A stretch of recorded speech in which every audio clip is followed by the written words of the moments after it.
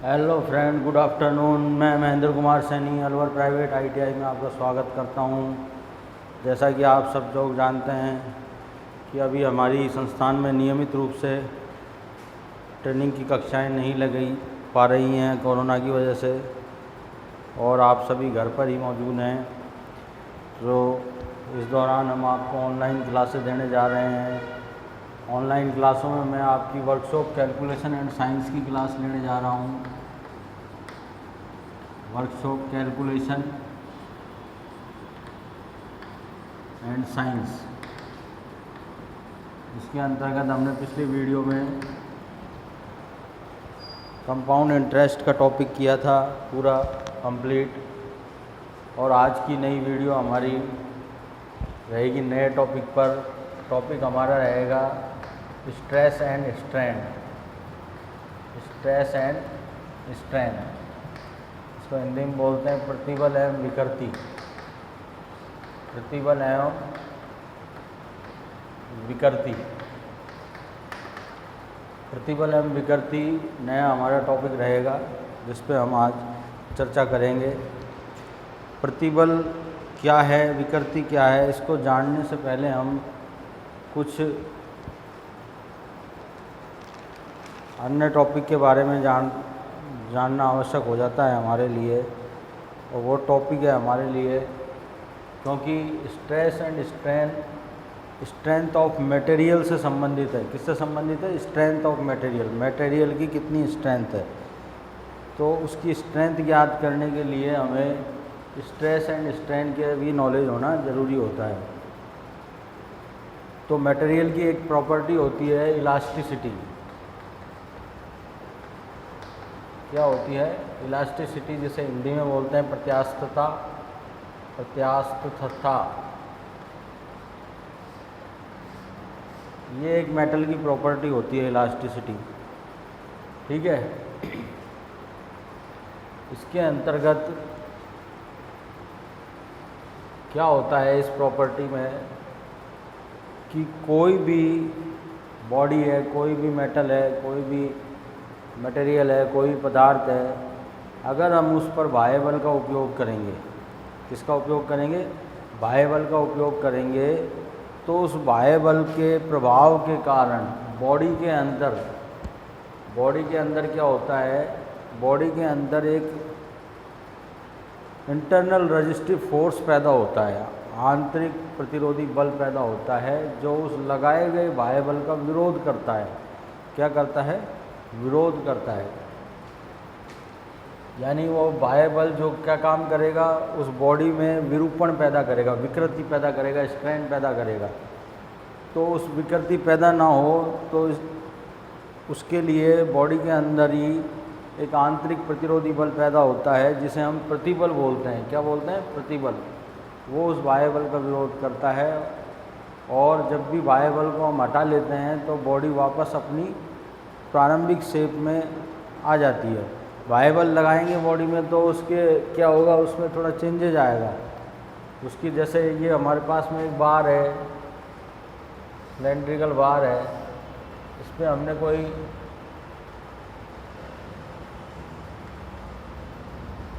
बल लगाया P force. मान लो ये यहाँ से फिक्स्ड है। क्या है? फिक्स्ड है। एक तरफ से क्या है? फिक्स है, दूसरी तरफ से हम इस पर P बल लगाते हैं, और इसकी लेंथ मान लेते हैं हम L है। क्या है? L है। तो इस बाह्य बल के कारण क्या होगा कि इसकी लेंथ में परिवर्तन होगा, लंबाई में क्या होगा? परिवर्तन होगा। और जो इसका क्रॉस सेक्शन है, ये एरिया, ये वाला एरिया है, ये क्या होगा? डिक्रीज़ होगा। लंबाई तो इंक्रीज़ होगी और एरिया क्या होगा? डिक्रीज़ होगा। तो इसमें डिफॉर्मेशन पैदा होगा। क्या पैदा होगा? डिफॉर्मेशन। क्या पैदा होगा? डिफॉर्मेशन पैदा होगा। तो यहाँ पर हम बात करेंगे खाली डिफॉर्मेशन की। डिफॉर्मेशन को हिंदी में बोलते हैं विरूपण। क्या पैदा होगा? विरूपण पैदा होगा। तो यह विरूपण जब तक पैदा होता रहेगा, जब तक ये बाह्य बल हम लगाते जाएंगे, इसका मान बढ़ाते जाएंगे। लेकिन एक सीमा होती है, इस मेटल की एक सीमा होती है, जिसको हम इलास्टिक लिमिट बोलते हैं। क्या बोलते हैं? Elastic limit. उस लिमिट के अंतर्गत अगर ये बाह्य बल लगाया जाता है और वापस हटा लिया जाता है तो ये वस्तु अपने मूल आकार में पुनः प्रारंभिक आकार में आ जाती है। इसकी लंबाई में कोई चेंज नहीं होता, पुनः वापस उसी लंबाई में आ जाती है, एरिया पुनः उसी।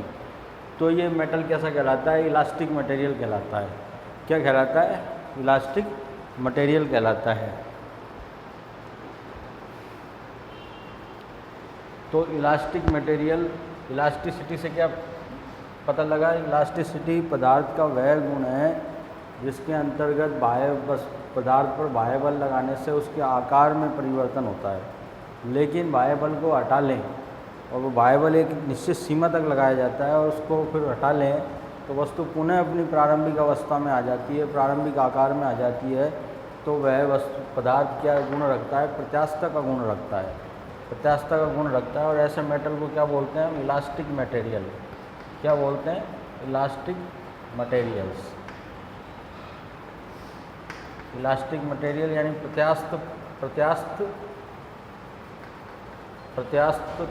पदार्थ इलास्टिक मटेरियल बोलते हैं। और इलास्टिक मटेरियल क्या होते हैं? इलास्टिक मटेरियल क्या होते हैं? जिनमें किसी बाह्य बल के प्रभाव से मेटल के विकृत या विरूपण के प्रभाव को रोकने की योग्यता होती है। ठीक है, बाह्य बल के प्रभाव से क्या होगा कि मेटल जो विकृत होगा या विरूपण पैदा होगा उसमें उसके प्रभाव को रोकने की योग्यता रखता है वो पदार्थ, तो वो क्या कहलाता है? इलास्टिक लिमिट कहलाता है। यदि बाह्य बल को हम हटा लें तो वह पदार्थ अपनी पुनः वास्तविक ओरिजिनल शेप में आ जाता है। ठीक है, किस में आ जाता है? ओरिजिनल शेप में आ जाता है। तो वो सब क्या होते हैं? इलास्टिक मटेरियल होते हैं।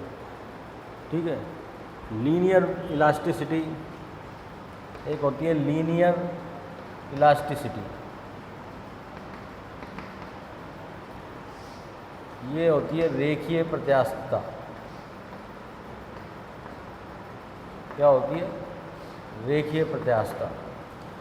रेखीय प्रत्यास्थता जैसा हमने अभी उदाहरण से दिया कि ये कोई बार है, मेटेलिक बार है, मान लो ये रबर की बार है,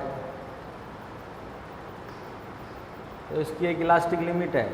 उस इलास्टिक लिमिट पर इस पर बाह्य बल लगाया जाता है तो वहाँ तक ये खिंचती चली जाती है। जैसे ही बाह्य बल को छोड़ते हैं उस लिमिट से पहले तो ये वापस अपनी पुनः अवस्था में आ जाती है। इसकी आकृति में तो परिवर्तन आएगा बाह्य बल लगाने से, लेकिन क्या होगा कि इसके अंदर इंटरनल रेजिस्टिव फोर्स पैदा होगा, आंतरिक प्रतिरोधी बल पैदा होगा जो इस बाह्य बल का विरोध करेगा और इसके शेप में परिवर्तन नहीं होने देगा, स्थायी परिवर्तन नहीं होने देगा।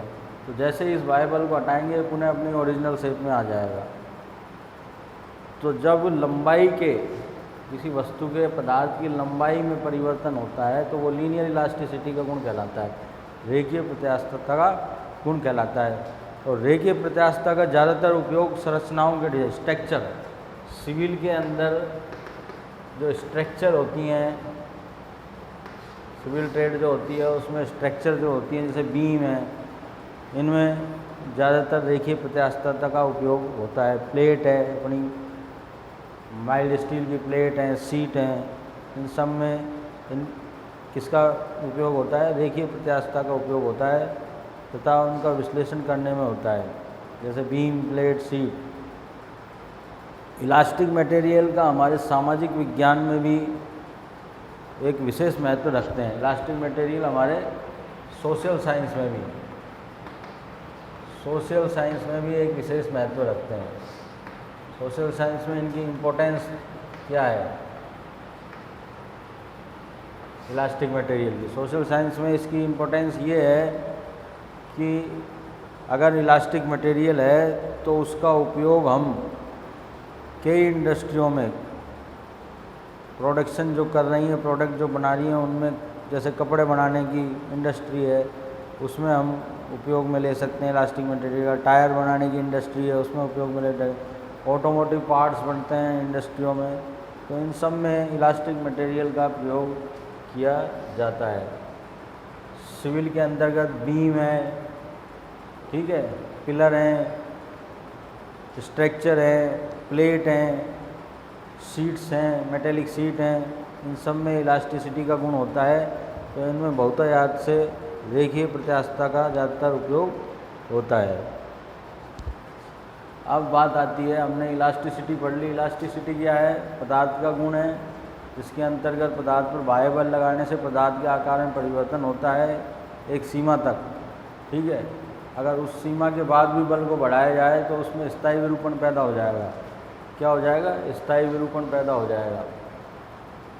लेकिन एक सीमा तक उसको पदार्थ के अंदर एक इंटरनल रेजिस्टिव फोर्स पैदा होता है जो रोके रखता है। जो बाह्य बल को हटा लेंगे अपन तो वो पुनः अपनी मूल अवस्था में आ जाता है। तो ये पदार्थ का क्या कहलाता है? इलास्टिसिटी का गुण कहलाता है। क्या कहलाता है? इलास्टिसिटी का गुण कहलाता है। अब इलास्टिक जो मेटल है, इलास्टिक मेटल है, मटेरियल है की कुछ विशेषताएं हैं। क्या विशेषताएं हैं? कि जो इलास्टिक मेटल होगा, इलास्टिक जो मेटल होगा वो बाह्य बल के प्रभाव में विरूपित होता है। तो इस इलास्टिक मेटल के अंदर एक आंतरिक प्रतिरोध को अनुभव किया जाता है। किसको अनुभव किया जाता है? एक आंतरिक प्रतिरोध को अनुभव किया जाता है जो कि उस विरूपण को रोकने का प्रयास करता है। जो कि क्या करता है? उस विरूपण को रोकने का प्रयास करता है तथा अपनी प्रारंभिक स्थिति में आने की शक्ति को स्टोर करके रखता है अपने अंदर। किसको स्टोर करके रखता है? शक्ति को, जिसको ही हम प्रतिबल बोलते हैं। वो शक्ति क्या होती है? प्रतिबल होती है। क्या होती है? प्रतिबल होती है। उसको स्टोर करके रखता है और जैसे ही हम बाह्य बल हटा लेते हैं तो वो वापस अपनी पुनः प्रारंभिक अवस्था में यानी प्रारंभिक आकार में आ जाता है। यदि हम बाह्य बल को लंबे समय तक लगा के नहीं लगाएं, ज़्यादा नहीं लगाएं। अगर लंबे समय तक बाह्य बल को लगा के रखेंगे और ज़्यादा लगा के रखेंगे तो एक लिमिट तक, वो लिमिट इलास्टिक लिमिट होती है, उसको क्रॉस करने के बाद में उसमें पदार्थ में क्या हो जाएगा? एक स्थायी विरूपण पैदा हो जाएगा। वो डिफॉर्म हो जाएगी। बॉडी कैसी हो जाएगी? वो डिफॉर्म बॉडी हो जाएगी। और जो भी स्ट्रेस और स्ट्रेन जो पैदा होता है वो खाली डिफॉर्मेबल बॉडियों पर ही इसका स्टडी की जाती है, इसका अध्ययन किया जाता है। डिफॉर्मेबल बॉडी जो विरूपित हो सकती हैं। रिजिड बॉडी, दो तरह की बॉडी होती हैं। एक रिजिड बॉडी, एक रिजिड पदार्थ होते हैं दृढ़ पिंड, इसको बोलते हैं दृढ़ पिंड। और एक होती है डिफॉर्मेबल बॉडी। डिफॉर्मेबल बॉडी होती है जो विरूपित पिंड होते हैं, जिनमें विरूपण संभव है, मतलब उनके आकार में परिवर्तन संभव है, तो वो होती है डिफॉर्मेबल बॉडी। तो स्ट्रेस और स्ट्रेन की स्टडी खाली डिफॉर्मेबल बॉडी पर ही हम करते हैं, रिजिड बॉडी पर नहीं करते हैं। तो ये एक इसकी विशेषता है। कुछ हद तक ठोस जो पदार्थ होते हैं, सॉलिड जो मेटल होते हैं, उनमें प्रत्यास्थता का गुण प्रदर्शित होता है। मतलब प्रत्यास्थता के गुण का वो व्यवहार, प्रत्यास्थता के व्यवहार करते हैं। लेकिन वो कब तक करते हैं प्रत्यास्थता का? एक इलास्टिक लिमिट तक करते हैं, इलास्टिक रिकवरी तक करते हैं, जिसमें जो बल लगाया गया है उसका परिमाण एक निश्चित सीमा तक अप्लाई किया जाता है, एक निश्चित सीमा तक अप्लाई किया जाता है। और एक विरूपण की एक निश्चित सीमा होती है, विकृति की भी एक क्या होती है? निश्चित सीमा होती है। इलास्टिक रिकवरी मतलब प्रत्यास्थता को पुनः वसूली हो जाए, उसकी वसूली हो जाती है, मतलब पुनः वापस अपनी प्रारंभिक अवस्था में आ जाता है मेटल जो होता है। एक विशेषता होती है कि एक पदार्थ को प्रत्यास्थ माना जाता है यदि इसकी मूल लंबाई के 300% तक इसको बढ़ाया जा सकता है। मतलब किसी मेटल की ओरिजिनल लेंथ जो है, अगर उसको हम 300% तक बढ़ा दें, 300% तक बढ़ा दें किसी सॉलिड मेटल की लंबाई को, तो उसे हम प्रत्यास्थ पदार्थ मान सकते हैं। क्या मान सकते हैं? प्रत्यास्थ पदार्थ मान सकते हैं। अब इन सब में हमने एक चीज़ देखी कि इलास्टिक लिमिट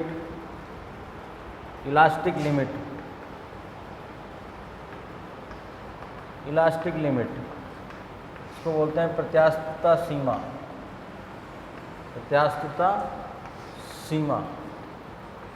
मतलब प्रत्यास्थता सीमा क्या है? प्रत्यास्थता सीमा ये है कि कोई भी वस्तु में जब बाह्य बल लगाया जाता है तो वस्तु में विरूपण, कोई डिफॉर्मेबल बॉडी, कैसी बॉडी होगी वो? डिफॉर्मेबल बॉडी में अगर हम बाह्य बल लगाएंगे तो उसमें डिफॉर्मेशन ज़रूर पैदा होगा, विरूपण ज़रूर पैदा होगा, लेकिन एक सीमा तक पैदा होगा। ठीक है, उसके बाद में अगर हम बल को हटा लेते हैं तो वो वापस अपनी पुनः प्रारंभिक अवस्था में आ जाता है। तो जहाँ तक वो डिफॉर्म हो सकता है वो उसकी क्या है, इलास्टिक लिमिट है। और उसके बाद अगर बल को और बढ़ाया जाए तो वो फिर इलास्टिक लिमिट से बाहर चला जाता है। तो उसमें कैसे गुण आ जाते हैं, प्लास्टिसिटी के गुण आ जाते हैं और उसमें एक स्थायी विरूपण पैदा हो जाता है। तो इलास्टिक लिमिट क्या होती है, इलास्टिक लिमिट यही होती है कि जो एक ठोस पदार्थ की प्रति यूनिट एरिया की एक सबसे बड़ी प्रतिबल होता है, शक्ति होती है जो स्थायी विरूपण का सामना कर सकती है। क्या कर सकती है, स्थायी विरूपण का सामना कर सकती है। ऐसे पदार्थों के लिए इलास्टिक लिमिट उसके इलास्टिसिटी के व्यवहार के अंत, इलास्टिसिटी के व्यवहार के, जब तक वो इलास्टिसिटी का गुण रख रही है, इलास्टिक लिमिट तक, कहाँ तक रखेगी, इलास्टिक लिमिट तक। इलास्टिसिटी का गुण इलास्टिसिटी के व्यवहार के अंत यानी उसकी इलास्टिक लिमिट, और प्लास्टिसिटी व्यवहार के शुरुआत को चिन्हित करती है। क्या करती है, प्लास्टिसिटी के व्यवहार को चिन्हित करती है। सबसे कमज़ोर पदार्थों के लिए इलास्टिक लिमिट पर प्रतिबल इसके फ्रैक्चर का परिणाम होता है। जो कमज़ोर मटेरियल होते हैं उनमें इलास्टिसिटी का गुण कम पाया जाता है। तो जैसे ही उन पर बाह्य बल लगाते हैं तो उनमें प्लास्टिसिटी का गुण आ जाता है तुरंत ही। उनकी इलास्टिक सीमा क्या होती है, कम होती है। तो बाह्य बल जैसे ही बढ़ाते हैं तो प्लास्टिसिटी का गुण आ जाता है, तो उनमें एक स्थायी विरूपण पैदा हो जाता है। ये भी एक विशेषता है इलास्टिसिटी की, इलास्टिक मटेरियल की। इलास्टिक लिमिट ठोस पदार्थ के प्रकार पर भी निर्भर करता है कि ठोस पदार्थ कैसा है। उदाहरण के लिए एक धातु की बार है, मेटल बार है, तो उसको उसकी मूल लंबाई के 1% तक बढ़ाया जा सकता है। मेटल बार को उसकी जो मूल लंबाई है, ओरिजिनल लेंथ है, उससे 1% तक उसको बढ़ाया जा सकता है।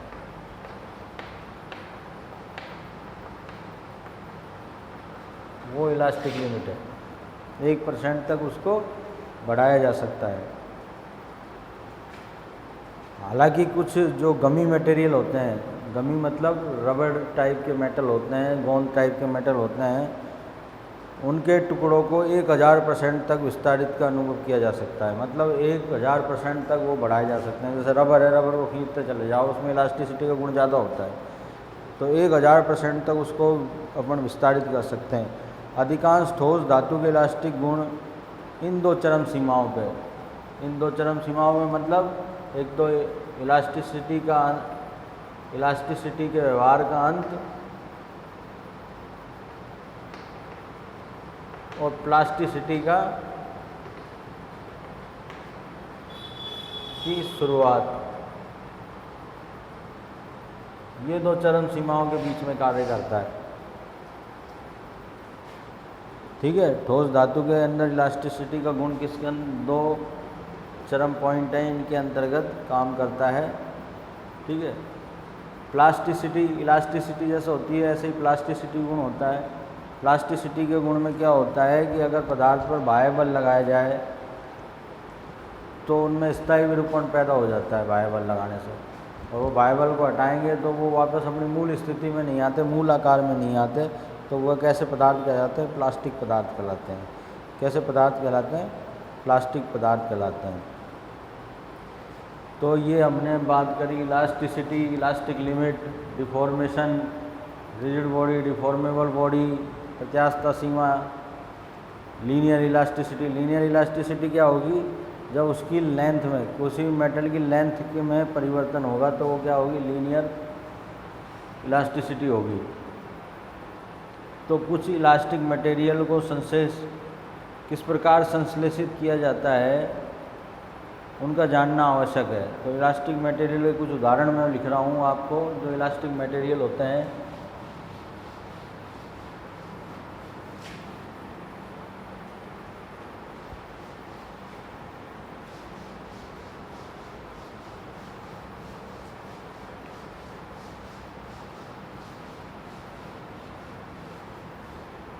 इलास्टिक मटेरियल में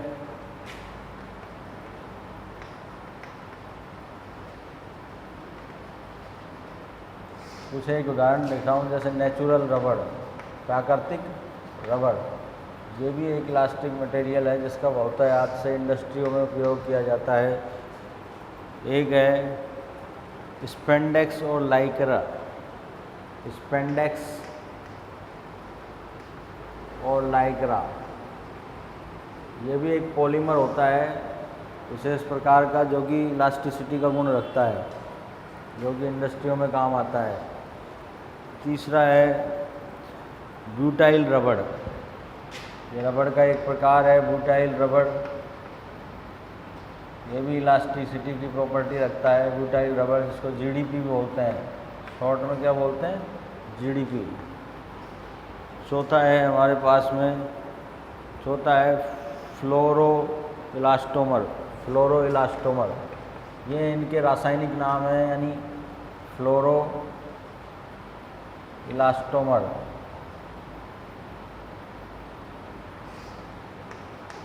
सब इलास्टिक मटेरियल होते हैं जिनसे इंडस्ट्रियों में बहुत प्रयोग होता है। इंडस्ट्रियों में बहुत सारे पदार्थ बनाए जाते हैं, उन पर मशीनिंग ऑपरेशन किया जाता है, इन सब के अंतर्गत इलास्टिसिटी का गुण होता है, इलास्टोमर। इलास्टोमर के बाद आता है इथाइलिन प्रोपेलिन रबड़, EPR, ethylene propylene, ethylene propylene रबड़, इसको ईपीआर भी बोलते हैं हम, क्या बोलते हैं, ईपीआर। ऐसे ही और भी मेटल हैं, रेजिन, जैसे रेजिन है, रेजिन भी क्या है, एक प्रकार का इलास्टिक मटेरियल है, नाम सुना होगा आपने रेजिन का। रेजिन, रेजिलीन, रेजिलीन बोलते हैं इसको, रेजिलीन, रेजिलीन। रेजिलीन के बाद में आता है स्टाइरिन ब्यूटाडाइन रबड़, स्टाइरिन, स्टाइरिन ब्यूटाडाइन रबड़, इसको ईबीआर से भी प्रदर्शित करते हैं। 9वां नंबर आता है हमारे पास में क्लोरोप्रीन, क्लोरोप्रीन, क्लोरोप्रीन, क्लोरोप्रीन। प्रकार से 10वां नंबर आता है हमारे पास में क्लोरोप्रीन के बाद में इलास्टीन। ये सब इलास्टिक मटेरियल पदार्थों के नाम हैं। क्या नाम है, रासायनिक नाम है, कार्बनिक नाम है, ऑर्गेनिक नाम है। क्लोरोप्रीन के बाद इलास्टीन, इलास्टीन के बाद में आता है आपके रबर, इपिक्लोरोहाइड्रिन, एक प्रकार का रबर है, रबर इपिक्लोरो, इनका नाम याद रखना थोड़ा मुश्किल है, लेकिन फिर भी हम कुछों का नाम याद रख सकते हैं। इपिक्लोरोहाइड्रिन, नाइलॉन, नाइलॉन का नाम सबने सुना होगा, ये भी एक इलास्टिक पदार्थ है। 13 टर्पीन, टेरिपीन, टेरिपीन, ये भी एक इलास्टिक मटेरियल है। आइसोप्रीन रबड़, आइसोप्रीन रबड़, ये भी एक इलास्टिक मटेरियल है। इसके बाद आता है पोइल ब्यूटाडाइन, पोइल ब्यूटाडाइन, ऑयल ब्यूटाडाइन के बाद में आता है अपने पास में नाइट्राइल रबड़। 16वां नंबर आता है नाइट्राइल रबड़, ये रबड़ के एक प्रकार है। 17वें नंबर पे आता है vinyl stretch, vinyl stretch.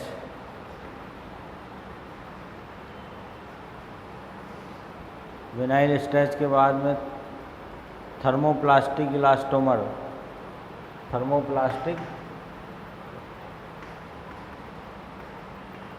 Elastomer.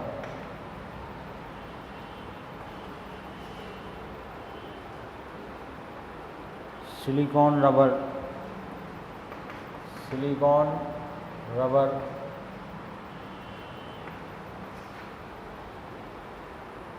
Ethylene propylene diene rubber. Ethylene propylene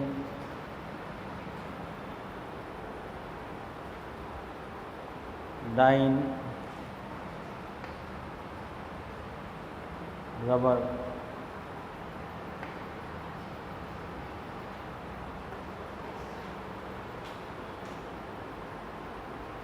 ethyl vinyl acetate. Ethyl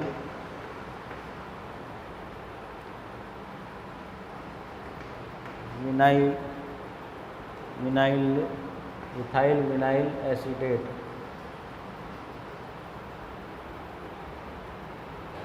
EVA और फॉर्मिगॉम।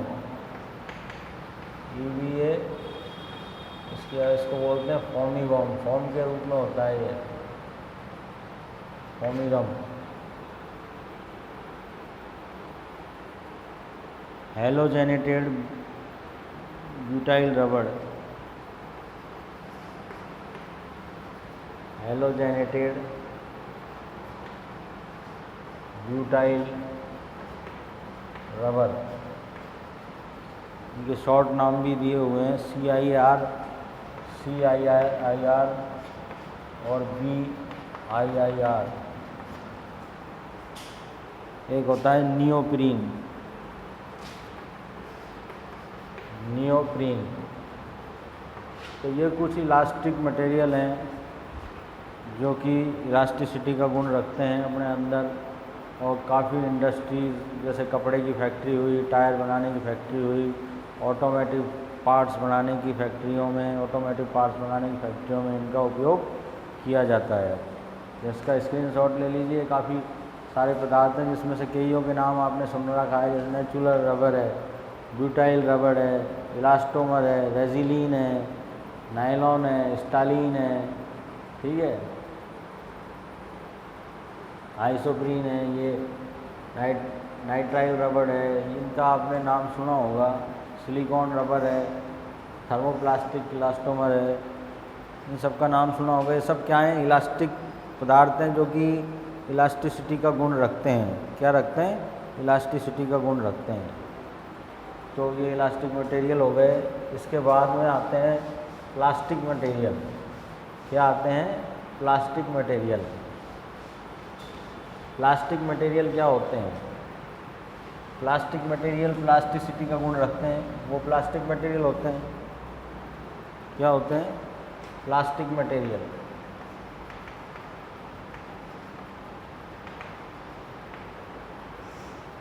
वे पदार्थ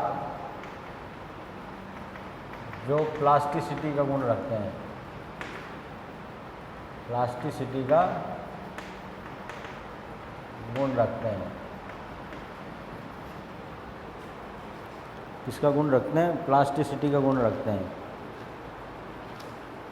तो प्लास्टिक मटेरियल क्लासिफिकेशन में हम पॉलीमर्स को यूज़ में लेते हैं। क्या लेते हैं? पॉलीमर्स को। पॉलीमर्स की बड़ी मात्रा के रूप में जाना जाता है। प्लास्टिक मटेरियल किस में जाना है? पॉलीमर। पॉलीमर्स की बड़ी मात्रा के रूप में जाना जाता है इसको।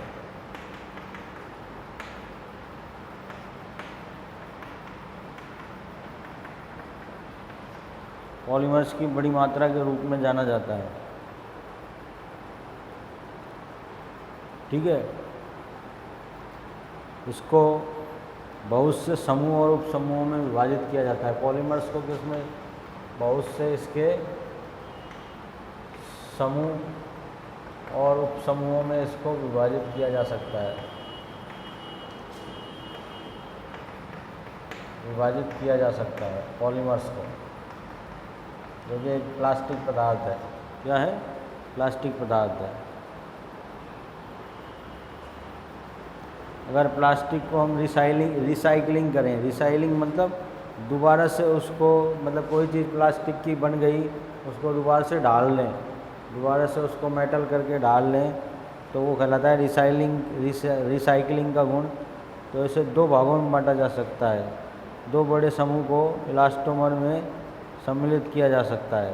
किस में सम्मिलित किया जा सकता है? दो भागों में इसको सम्मिलित किया जा सकता है। एक तो होता है थर्मोसेटिंग रेजिन या थर्मोप्लास्टिक, थर्मोसेटिंग और थर्मोप्लास्टिक।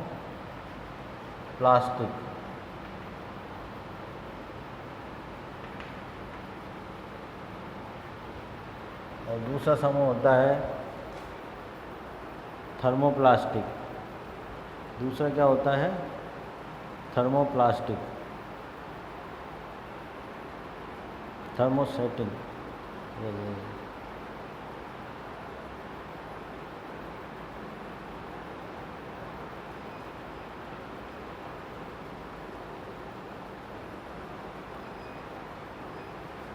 तो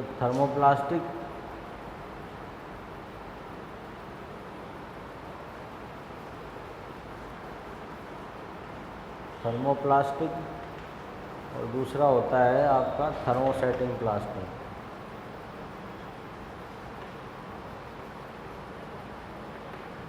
थर्मोसेटिंग प्लास्टिक और थर्मोप्लास्टिक में क्या अंतर है? तो थर्मोप्लास्टिक वे पदार्थ होते हैं, वे प्लास्टिक पदार्थ होते हैं जिसकी संरचना और शांता क्या होता है? शांता होता है किसी तरल पदार्थ का बहने का गुण। जब प्लास्टिक को मेटल किया जाता है तो उसमें बहने का गुण कितना है और उसका स्ट्रक्चर कैसी है, उसकी स्ट्रक्चर और विस्कोसिटी के गुण को हीटिंग व कूलिंग के द्वारा, दोनों तरीक़ों के द्वारा मॉडिफाइड किया जा सकता है। मतलब अगर हम इसको थर्मोप्लास्टिक में क्या होता है, थर्मोप्लास्टिक में हम अगर हीटिंग और कूलिंग दोनों के उपयोग से हम इसकी शांता को और संरचना को परिवर्तन करके एक नई चीज़ बना सकते हैं, रिसाइकलिंग कर सकते हैं, मॉडिफाई कर सकते हैं। इस मटेरियल की बड़ी फैमिली का उपयोग बहुत सी इंडस्ट्रियों में किया जाता है और इसे आसानी से फ्रेंच रिसाइकलिंग सर्किल द्वारा समकालित किया जा सकता है। मतलब इसको फ्रेंच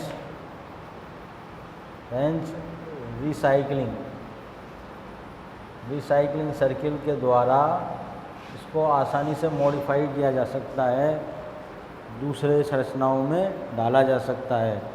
ठीक है। इस प्लास्टिक मटेरियल के कुछ पॉलीमर्स निम्न प्रकार हैं, उदाहरण इसके थर्मोप्लास्टिक के भी कुछ उदाहरण हैं हमारे पास में। Some example of thermoplastic. तो थर्मोप्लास्टिक क्या है? थर्मोप्लास्टिक वो है जिसको पुनः रिसाइकलिंग किया जा सकता है। ठीक है।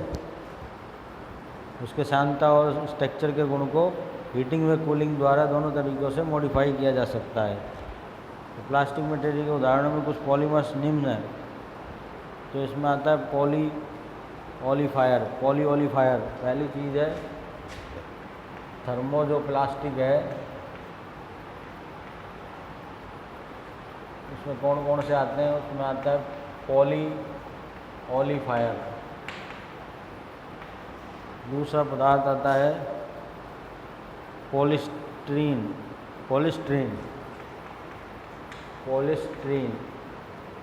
ये पॉलीमर के ही समूह और उपसमूह है। दूसरा है विनाइल पॉलीमर। तीसरा है विनाइल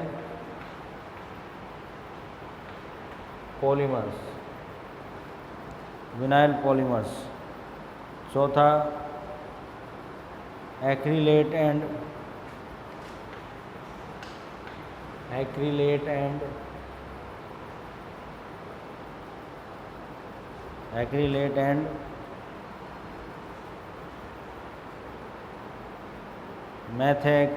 एक्रीलेट पॉलीमर, मैथे एक्रीलेट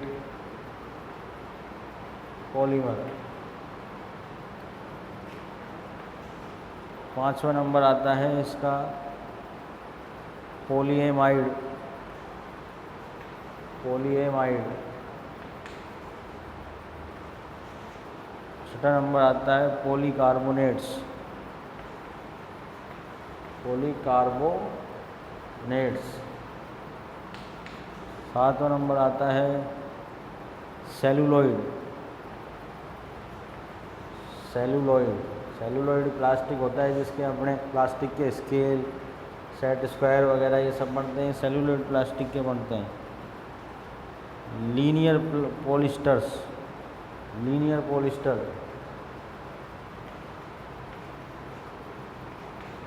इनका कपड़ा उद्योग में काम आता है।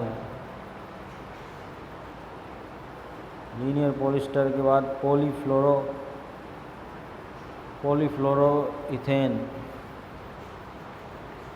पॉलीफ्लोरोइथेन।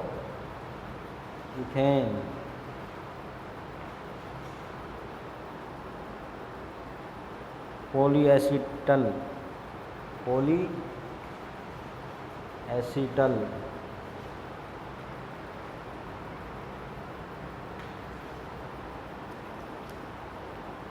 पॉलीसल्फोन, पॉलीसल्फोन।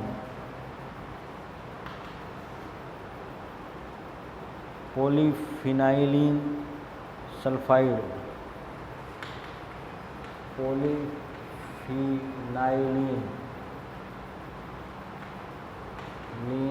सल्फाइड।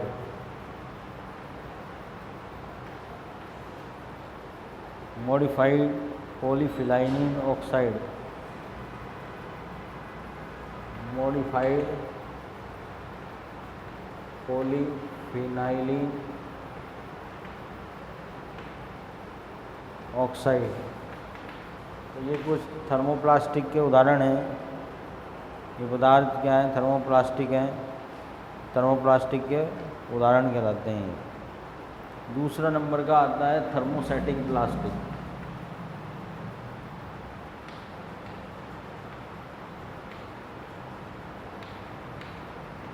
थर्मोसेटिंग प्लास्टिक क्या होते हैं?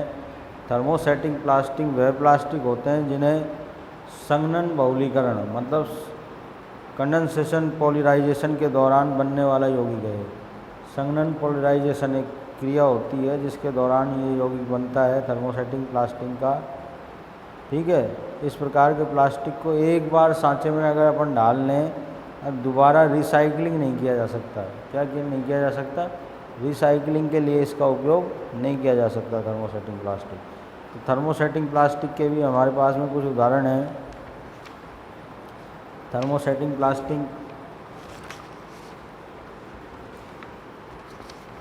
थर्मोसेटिंग प्लास्टिक जो है पहला नंबर पे है अनसैचुरेटेड पॉलिस्टर, अनसैचुरेटेड पॉलिस्टर। ये एक थर्मोसेटिंग प्लास्टिक का उदाहरण है। फिनॉल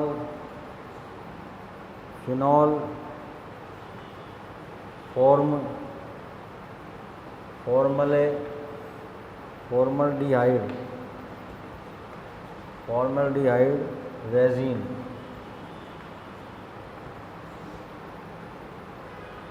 मेलामाइन रेजिन, पॉलीपॉक्साइड,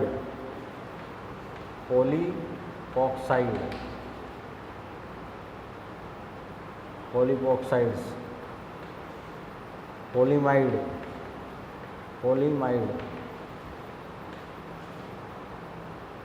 पॉलीयूरेथेन,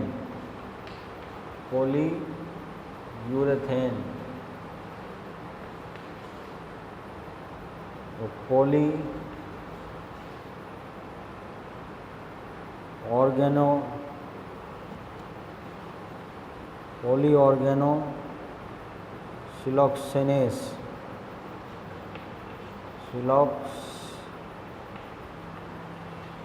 ये कुछ थर्मोसेटिंग प्लास्टिक हैं जिनको एक बार सांचे में डालने के बाद में दोबारा इनको रिसाइकलिंग नहीं किया जा सकता, जबकि थर्मोप्लास्टिक को हम दोबारा रिसाइकलिंग कर सकते हैं। ठीक है, ये क्या कर सकते हैं, दोबारा रिसाइकलिंग कर सकते हैं। तो ये हो गई हमारी बात प्लास्टिक और इलास्टिक मटेरियल के बारे में। कुछ प्लास्टिक मटेरियल मैंने बता दिया आपको, इलास्टिक मटेरियल मैंने बता दिए। इलास्टिसिटी क्या होती है ये मैंने आपको बता दिया, इलास्टिक लिमिट क्या होती है ये बता दिया। तो स्ट्रेस और स्ट्रेन में इनके से पढ़ने से पहले इस चीज़ का जानना ज़रूरी है कि इलास्टिसिटी होती क्या है, प्लास्टिसिटी होती क्या है। तो इलास्टिसिटी क्या होती है, इलास्टिसिटी पदार्थ का वह गुण है जिसके कारण अगर पदार्थ पर बाह्य बल लगाया जाता है तो वह एक सीमा तक विरूपित होता है, और उसके बाद अगर बाह्य बल को हटा लिया जाता है तो वह पुनः अपनी मूल अवस्था में, मूल आकृति में, मूल आकार में आ जाता है। तो उसके अंदर क्या गुण है, इलास्टिसिटी का गुण है। और अगर वो बल हटाने पर वह वापस अपनी मूल स्थिति में नहीं आता, उसमें कुछ विरूपण पैदा, डिफॉर्म पैदा हो जाता है, तो वो क्या है, प्लास्टिक पदार्थ है। क्या है, प्लास्टिक पदार्थ है, प्लास्टिक मटेरियल है। प्लास्टिसिटी का गुण रखता है वह पदार्थ, इसका गुण रखता है प्लास्टिसिटी का। तो ये मैं आपको पढ़ाना चाह रहा था।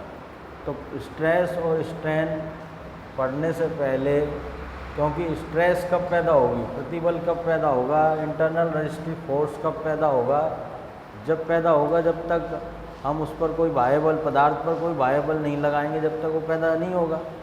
बॉडी किस में रहेगी, रेस्ट में ही पड़ी रहेगी अपने, उसमें कुछ भी परिवर्तन नहीं होगा। लेकिन जैसे ही हम उस पर कोई बाह्य बल अप्लाई करेंगे तो उसमें क्या होगा, कुछ ना कुछ चेंजेज आएंगे, कुछ ना कुछ परिवर्तन होना शुरू होगा। क्या होगा, परिवर्तन होना शुरू होगा। तो स्ट्रेस और स्ट्रेन की स्टडी हम सॉम के अंतर्गत करते हैं। किसके अंतर्गत, सॉम के अंतर्गत। सॉम होती है स्ट्रेंथ ऑफ मटेरियल, मटेरियल की स्ट्रेंथ, मटेरियल की ताकत। स्ट्रेंथ का मतलब क्या होता है, मटेरियल में कितनी ताकत है, उसके अंतर्गत हम स्ट्रेस और स्ट्रेन का अध्ययन करते हैं। It is the study of, some क्या होती है, it is the study of deformation of the deformable body.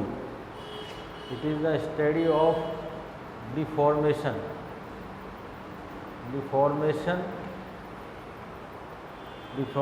of the deformable body.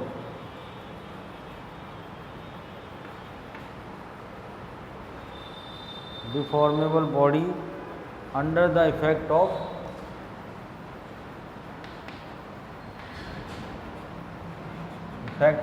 internal resistive force.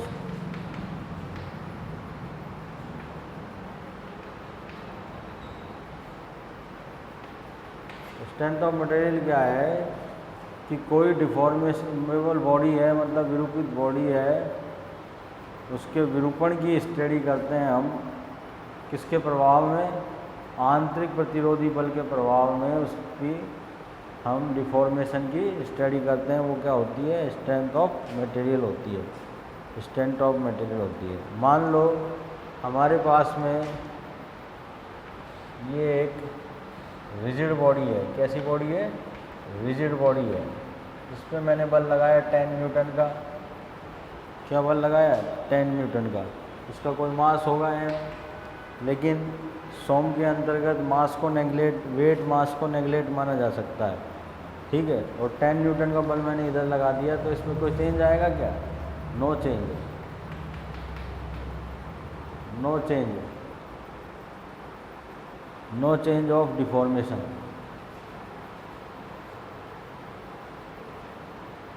मतलब विरूपण का कोई चेंज नहीं आएगा, कोई परिवर्तन नहीं होगा। ठीक है, या तो बॉडी इसमें रेस्ट में रहेगी या क्या करेगी, मोशन करेगी। तो रिजिड बॉडी के अंतर्गत हम स्टडी करते थे मैकेनिक्स के अंतर्गत, यांत्रिकी के अंतर्गत, जिसमें बॉडी या तो रेस्ट में रहती है, मोशन, रेस्ट और मोशन की बात करते थे। लेकिन हम सॉम के अंतर्गत, स्ट्रेंथ ऑफ मटेरियल के अंतर्गत किसकी बात करेंगे, डिफॉर्मेबल बॉडी की बात करेंगे। यही बॉडी अगर डिफॉर्मेबल बॉडी होती, डीबी, तो इस पर 10 न्यूटन इधर लगाया जाता और 10 न्यूटन इधर लगाया जाता तो इसमें क्या पैदा होता, डिफॉर्मेशन पैदा होता। क्या पैदा होता, डिफॉर्मेशन पैदा होता। मोशन भी होता, जैसे 20 न्यूटन का लगा दिया यहाँ पर 10 न्यूटन की जगह, तो इसमें मोशन पैदा हो जाता है एकदम। मोशन किस समय पैदा हो जाता, राइट साइड की तरफ। राइट साइड की तरफ क्या हो जाता, मोशन पैदा हो जाता और डिफॉर्मेशन भी पैदा हो जाता। क्या पैदा हो जाता, डिफॉर्मेशन भी। इट विल बी रेस्ट और डिफॉर्मेशन। अगर रेस्ट में भी है बॉडी तो भी इसमें क्या होगा, डिफॉर्मेशन होगा। क्या होगा, डिफॉर्मेशन होगा अगर डिफॉर्मेबल बॉडी है तो। सॉम में मोशन की बात नहीं होती है, अपन मोशन की स्टडी नहीं करते हैं इसमें। इसकी स्टडी नहीं करते हैं, मोशन की स्टडी नहीं करते हैं। मोशन की स्टडी खाली रिजिड बॉडी में होती है, मैकेनिक्स के अंतर्गत होती है। किसके अंतर्गत होती है, मैकेनिक्स के अंतर्गत होती है, मैकेनिक्स इंजीनियरिंग के अंतर्गत होती है। इसमें केवल डिफॉर्मेशन की बात होती है। अब डिफॉर्मेशन जैसा जैसा लोड लगाएंगे हम, जैसा जैसा फोर्स लगाएंगे, वैसा वैसा डिफॉर्मेशन होगा। ठीक है, डिफॉर्मेशन किस पे निर्भर करता है, लोड पे निर्भर करता है। किस पे निर्भर करता है, लोड पे निर्भर करता है। तो जैसे हमारे पास में एक रिजिड बॉडी है,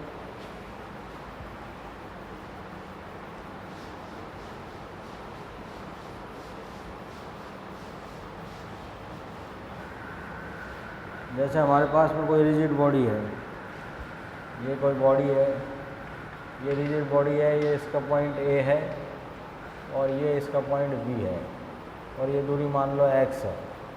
क्या है, दूरी x है और इस पर मैं ये आपका P बल इधर लगा दिया और ये P बल इधर लगा दिया। रिजिड बॉडी है, ठीक है। तो कितना भी बल लगाने पर पॉइंट ए व बी में कोई चेंज नहीं आता। रिजिड बॉडी में कोई चेंज नहीं आता, एक्स में कोई परिवर्तन नहीं आता। जो दूरी है ए और बी के मध्य की, ए पॉइंट और बी पॉइंट के मध्य की दूरी जो एक्स है, उसमें कोई परिवर्तन नहीं आता। क्यों नहीं आता, क्योंकि ये रिजिड बॉडी है। जैसा पिंड है, दृढ़ पिंड है, इसमें डिफॉर्मेबल बॉडी नहीं है। ठीक है, तो इसमें क्या होगा, डेल्टा एक्स जो होगा, इसमें जो परिवर्तन होगा वो क्या होगा, जीरो होगा। क्या होगा, जीरो होगा। और डिफॉर्मेशन भी क्या होगा, जब इसमें परिवर्तन नहीं होगा, इस पॉइंट और इस पॉइंट की में जो दूरी है, इसमें कोई परिवर्तन नहीं हो रहा, तो डिफॉर्मेशन जो विरूपण पैदा होगा वो भी क्या होगा, जीरो होगा। तो स्ट्रेन भी क्या होगी, हमारी विकृति क्या होगी, वो भी जीरो होगी। और स्ट्रेस क्या होगी, इसमें स्ट्रेस भी हमारी क्या होगी, स्ट्रेस इसमें हमारी क्या होगी, स्ट्रेस हमारी इसमें जीरो होगी या जीरो से ज़्यादा होगी, जीरो के बराबर होगी या जीरो के बराबर नहीं होगी। तो इसमें भी कुछ तो होगा। जब हम बल लगा रहे हैं, चाहे रिजिड बॉडी है चाहे डिफॉर्मेबल बॉडी है, तो उसके अंदर कुछ ना कुछ बलों का प्रभाव तो होगा ही। तो स्ट्रेस उसके अंदर पैदा होगा या नहीं होगा, तो उसके लिए स्ट्रेस जीरो हम नहीं मान सकते, वो जीरो नहीं होगा। क्या नहीं होगा, तो स्ट्रेस पैदा होगा उसमें, लेकिन रिजिड बॉडी है इसलिए इसमें स्ट्रेस पैदा नहीं होगा। अगर यही बॉडी हमारे पास में इस प्रकार से डिफॉर्मेबल बॉडी होती, क्या होती, डिफॉर्मेबल, और इसमें ये दो पॉइंट ले लेते हैं हम, ए व बी, और बल लगाते हैं हम P फोर्स इधर और P फोर्स इधर, और ये दूरी हमारी x, दोनों के मध्य की दूरी। डिफॉर्मेशन बॉडी है तो अब x क्या होगा, x क्या हो जाएगा, x का मान इंक्रीज हो जाएगा। क्या हो जाएगा, इंक्रीज हो जाएगा। डिफॉर्मेबल बॉडी है तो x का मान इंक्रीज हो जाएगा, तो डेल्टा x की वैल्यू क्या आ जाएगी, not equal to zero, zero के बराबर नहीं होगी डेल्टा x की वैल्यू। क्या होगी, डिफॉर्मेशन भी जीरो के बराबर नहीं होगा, कुछ ना कुछ डिफॉर्मेशन होएगा ही होएगा। ठीक है, तो स्ट्रेन जो होगी वो भी इसमें कुछ ना कुछ होगी, वो भी जीरो के बराबर नहीं होगी, और स्ट्रेस भी इसमें पैदा होगा, वो भी जीरो के बराबर नहीं होगा। तो डिफॉर्मेबल बॉडी में ये होगा, डिफॉर्मेबल बॉडी में क्या होगा, इलोंगेशन होगा। क्या होगा, इलोंगेशन। इलोंगेशन में का मतलब क्या है, लंबाई में परिवर्तन होगा, उसकी जो डेल्टा एक्स है उसमें परिवर्तन होगा, इलोंगेशन। उसमें श्योर डैम होगा, डैम श्योर होगा, क्योंकि उसकी लंबाई में इंक्रीज होना तय है अगर बॉडी क्या है, डिफॉर्मेबल है। तो जैसा जैसा लोड लगाएंगे वैसा वैसा उसमें डिफॉर्मेशन होगा। तो डिफॉर्मेशन कैसा कैसा होगा उससे पहले जानने के लिए हमें टाइप्स ऑफ लोड के बारे में पढ़ना पड़ेगा। किसके बारे में पढ़ना पड़ेगा? Types of load. तो हम पढ़ेंगे टाइप्स ऑफ लोड के बारे में। तो टाइप्स ऑफ लोड, कितने प्रकार के लोड लगाए जा सकते हैं डिफॉर्मेबल बॉडी में जिससे उसमें स्ट्रेस पैदा हो और स्ट्रेन पैदा हो। तो ये जानने के लिए हमें क्या पढ़ना पड़ेगा? टाइप्स ऑफ लोड के बारे में। टाइप्स ऑफ लोड के बारे में पढ़ेंगे हम अगले वीडियो में, जिसमें हम आपको टाइप्स ऑफ लोड इसके बारे में पूरा बताएंगे कि कितने प्रकार के लोड लगाए जा सकते हैं जिसके कारण बॉडी में डिफॉर्मेशन पैदा हो। तो आज का वीडियो मैं यहीं समाप्त करना चाहता हूँ। तो वीडियो को देखिए और लाइक कीजिए, क्योंकि यूट्यूब पे मेरा चैनल महेंद्र कुमार सैनी के नाम से बना हुआ है, उसको सब्सक्राइब कीजिए, लाइक कीजिए। और संस्थान में चल रही सारी ऑनलाइन क्लास की वीडियो आप ज़रूर देखें। संस्थान नियमित रूप से आपको ऑनलाइन वीडियो भेज रहा है।